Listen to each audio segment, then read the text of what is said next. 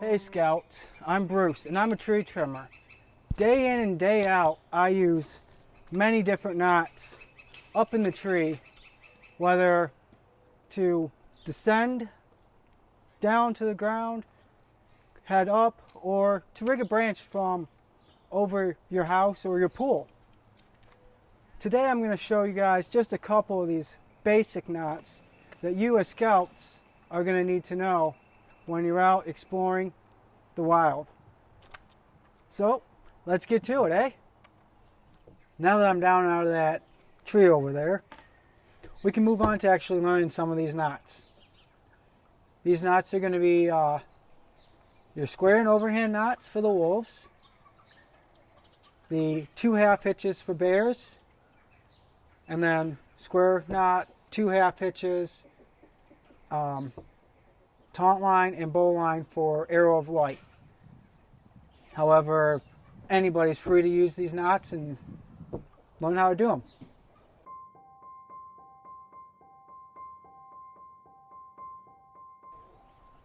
So I'm going to start here with just the pretty simple overhand knot. Just take your length of rope, take your tail end, wrap it around once if you're standing end, and pull it through. Quite simple. It looks kind of like a pretzel. I've actually heard this knot called the pretzel knot because it does look like a pretzel.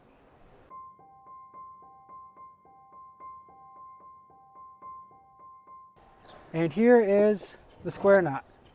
Square knots are very useful to attach 2 lengths of rope, well, 2 separate lengths of rope. You can tie them anywhere from a midline setup to end. It's kind of a difficult knot if you're not paying attention. It's almost like tying a shoelace. You're going to take your 2 ends of rope. You're going to make an X out of them. You're going to cross one side under and back around. So here's that's the shoelace part. Now, when we do this on repeat, and I say we're going to do this on repeat because we're going to do the same action of crossing them and looping them underneath each other. However, and I did this one like this. This is not a proper square knot. A square knot, you should see what looks like a square with rounded corners. This knot was done backwards, and that's why I'm saying this is kind of a difficult knot. It's an easy mistake to make because you think that you're going to take the same side and do the same movement. You're not. You're going to take the same rope and do the same movements. You're going to cross it over, and you're going to go back around. When you're done, you should have 2 what look like loops, 1, 2, going around 2 different sections of rope. And I'm using contrasting colors so you can clearly see that this rope comes in, around, back out from the same spot it started. And once you pull it, it tightens up. This knot is pretty easy to undo if it's not been loaded heavily. If you were to try to tow a bus with this knot, it would not come undone real easy. But to undo it, you just push both loops towards the opposite side. And there's your square knot. For a square knot on a midline, which midline is in the middle of a rope, you have one side that's coming up and one side that's going down. You would make that into a U. Your tail of your other rope would come through all the way around the back side and back through the same way it came. This is very useful if you're trying to send a length of rope up into, say, a tree or on a rock ledge, and you have 30 feet of tail below you that you don't want to have to try to find the end for.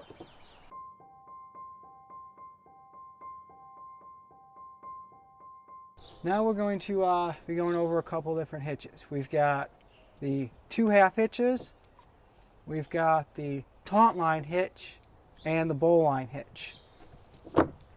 So, easy enough. Anytime you're using a hitch is usually a round something, whether a stick, a pole, a branch. In my case, I use hitches to tie around branches. So hitches are really quite common, quite simple too. You're going to start with your rope coming around a branch or a post, a boat, whatever you're hitching to. You're going to have 2 ends. You're going to have your working end, which is a shorter length of rope. You don't want to have to try to tie this in the middle. You're then going to also have the tail end, the standing end, that you're going to be tying around. This end can be draped anywhere from down below you, to the left, to the right, wherever it's going to be out of the way enough that you have clean workspace right here. Let me make this a little easier. So you want this end, your standing end, out of the way enough so when you start tying your knots, your tail end is easily moved around.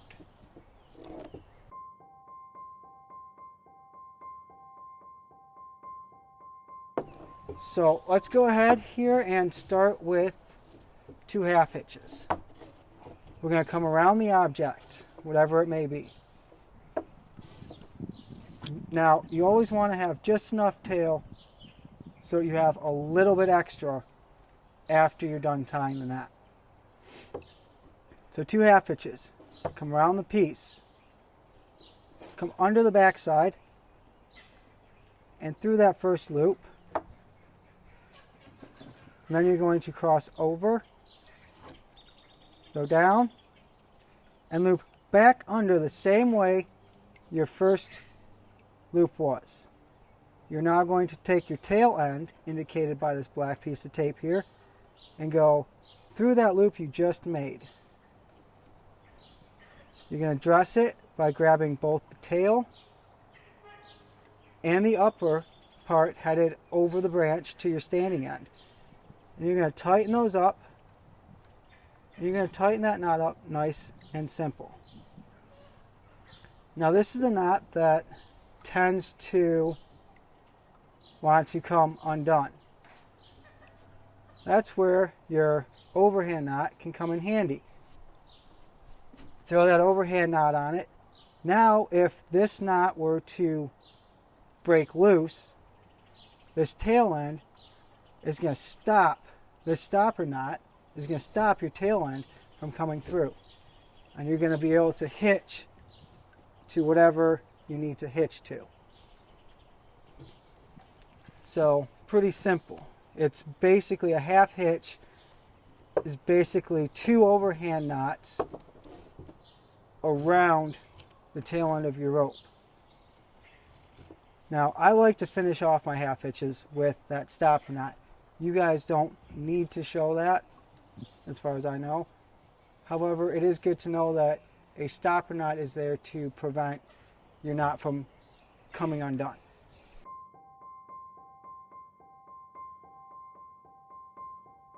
We're going to do the taut line hitch. Let's flip this over, our piece of work. And now with the taut line, you're going to want a little bit more tail to work with.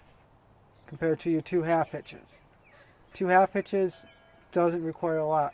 This is going to be 3 loops of rope around your standing end. So we're going to start out, we're going to cross over our standing end with our tail. We're going to go through the loop that our tail made when we crossed over. Okay, and we're going to do this twice. So we have 2 crossovers. Now that we have this tail crossed over and around twice, we're going to go down. We are going to cross it over our loop and then over the standing end. We then take the tail and force it through the loop that we made when we came over.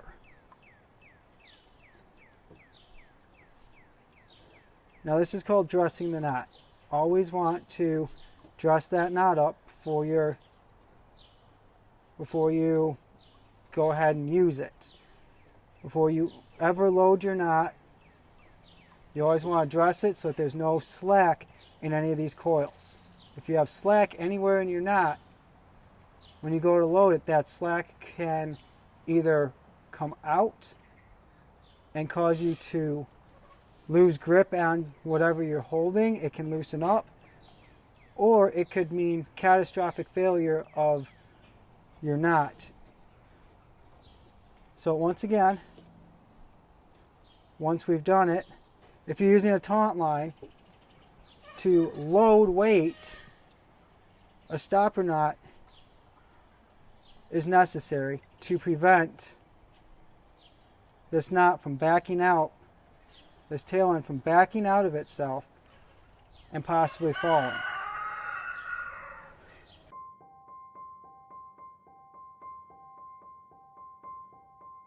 We're going to go over the bowline. This is one of my favorite knots, and I use this knot in a variety of different ways every day. So we're going to take our rope. We don't need this whole long tail end. We're not going to be tying off to it. So let's just get that out of our way. We do need, however, about 2 to 3 feet of rope. So let's lay that down in front of us.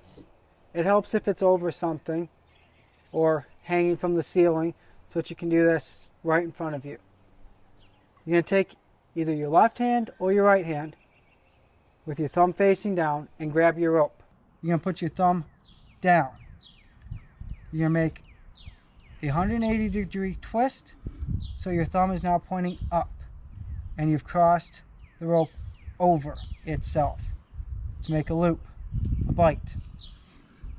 Once you've made that bite, you take your tail end. And for this is where it comes real fun. I love this part. We're going to call this tail a rabbit. Rabbits live in holes. So the rabbit's going to come out of the hole.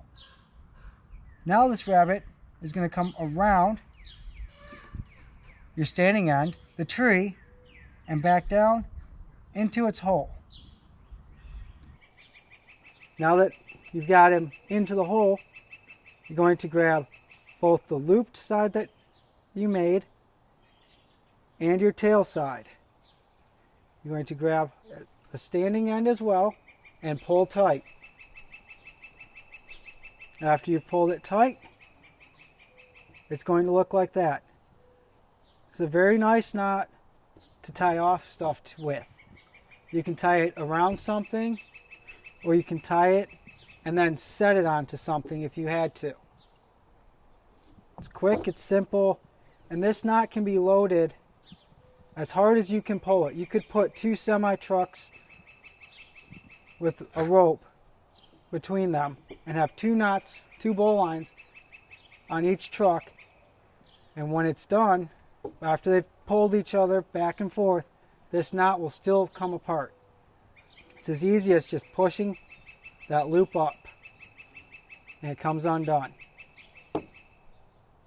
That's one of the greatest things about the bowline knot, is that it's tight as it can be made, it comes loose every time. and you can load that knot and it will not free up.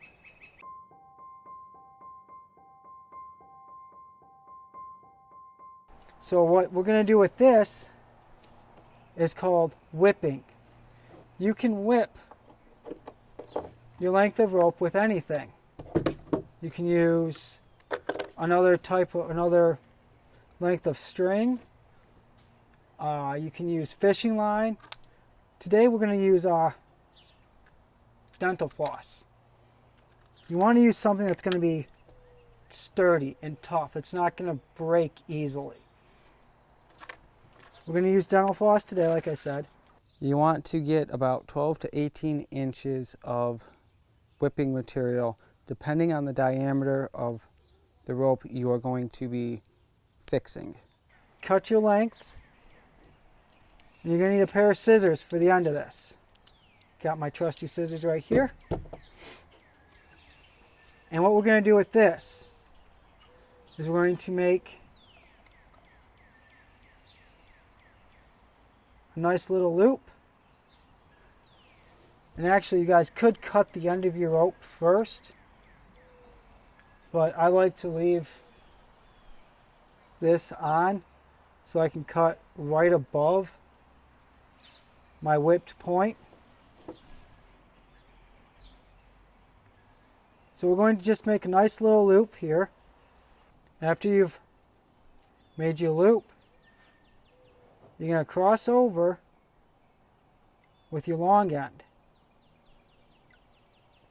And we're going to start making wraps going towards our loop. And we're going to wrap 5 to 6 nice tight wraps. And when I say tight, I don't only mean pulled tight. You want to keep that nice and tight, but also those loops. Each one of those wraps, you want those wraps nice and tight on top of each other. You don't want to be able to see any of the rope between wraps. If you do, use your fingernail or like a pair of tweezers just to push them down or up. Just keep them bunched nice and tight together. Continue to wrap and pay attention to it. You want to make sure that it stays tight the whole time you're wrapping. If you have to, kind of snug up from your loop, pull the side that you're wrapping, keep that nice and tight. Continue to wrap until you have at least one full diameter wrap of your rope. So this rope is 1/2 inch. So my whipping should be 1/2 inch from here to where I end. At least 1/2 inch. No more than 1.5 times the diameter. So 1/2 inch rope would require 1/2 to 3/4 of an inch worth of whipping. The bigger the rope, the bigger the rope, the more whipping, the more wraps you're going to have to take.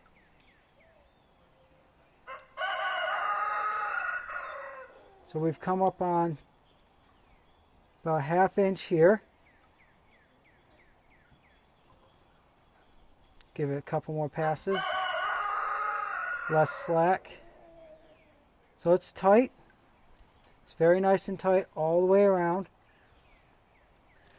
You're going to take your tail end that you were wrapping with and go between your loop and your rope. You're going to send that tail end through and pull it tight. You're now going to take the other tail end and pull. And you're going to pull that tail end until the two loops are somewhere in the middle of your wraps. Grab both tail ends, pull it nice and tight, and then you're going to take your scissors and trim off any of that extra on both sides. So there's your final whipped piece of rope, and now you can go ahead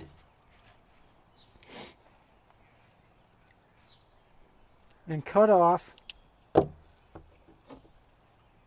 all this frayed part. And you don't want to cut on top of your whipping, right through your whipping. You want to cut, again, about the diameter worth of rope. So I'm going to cut about a ½ inch above my whipping. And again, this is something that you're going to want to not do on the dining room table or your dresser. And you're going to want to have either your mom, dad, your scoutmaster, or another leader with you as we're using knives.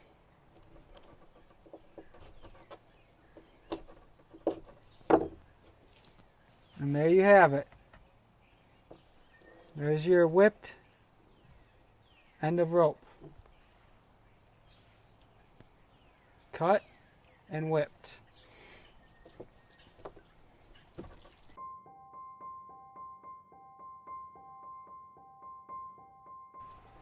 This length of rope came from something that from a job that I was doing, and we managed to cut one end of it with a chainsaw after the tree fell. So how are we going to fix this end? Well, to fix this end, we're going to do something called fusing. First, we have to cut off all of this fluffiness with our knife or scissors. You want to make sure that's a sharp knife or a very good sharp pair of scissors.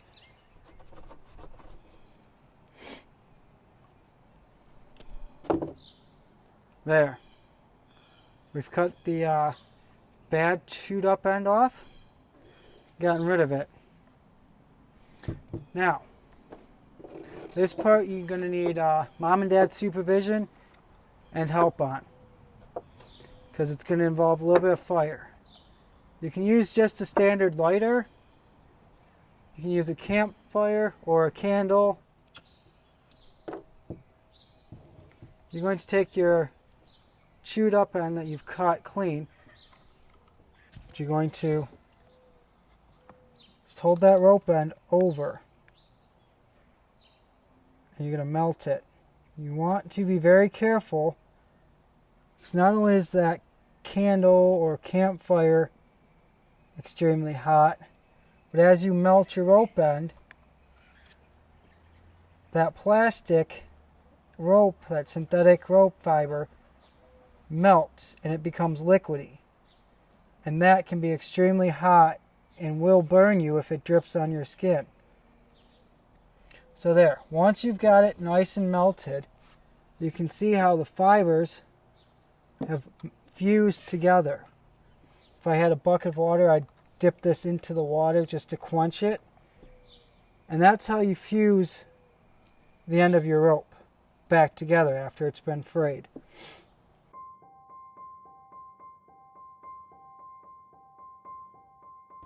Now let's go over just quick, basic rope care and maintenance. What happens when this happens? So properly stored rope is one that's nice and neatly wrapped up. It can be hung up by a hook or laid down, but it's got to be stored someplace cool, dry, and dark. We don't want this rope to get too hot. Plastic and synthetic ropes likes to melt. And the sunlight doesn't help it much either. We don't want a lot of dirt in it. We want to keep these ropes clean and as neat as possible. You don't want to be picking up a rope and go to use it and have it just be all tangled and messy. That's why we want to wrap them when we're done with them. We want to make sure there's no kinks in them, no twists in them. We want to make sure that there's no major frays in it if we're going to be using it for a life support activity like tree climbing or rock climbing or even a swing. We don't want any frays. This could break and you could end up falling. Hopefully you guys have learned a few things from this video, and hopefully you've enjoyed tying these knots with me. I love tying knots. I love climbing trees. I love just being outdoors. I'm glad you guys are all in Scouts, getting out there, exploring, learning stuff that's not done as much anymore. Stay healthy and stay safe as well. Get out there and explore. And if you guys actually did like this video or learned something, just give me a quick thumbs up. Have a good one. Stay safe. Stay curious.